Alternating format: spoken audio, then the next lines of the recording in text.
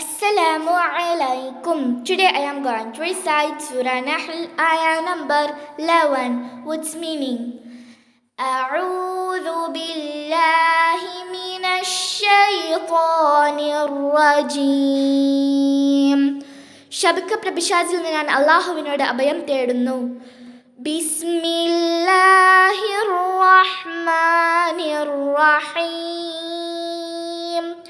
പരമകാരുണികനും കരുണാനിധിയുമായ അല്ലാഹുവിൻ്റെ നാമത്തിൽ.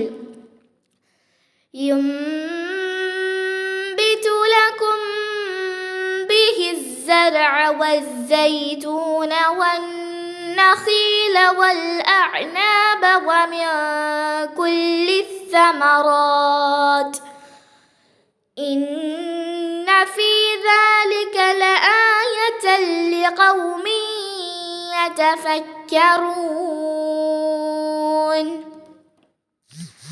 അത് വെള്ളം മൂലം നിങ്ങൾക്ക് കൃഷിയും ഒലീവും ഈത്തപ്പനയും മുന്തിരികളും അവൻ ഉൽപ്പാദിപ്പിച്ചു തരുന്നു എന്നുവേണ്ട എല്ലാ ഫലവർഗ്ഗങ്ങളിൽ നിന്നും ഉൽപ്പാദിപ്പിച്ചു തരുന്നു.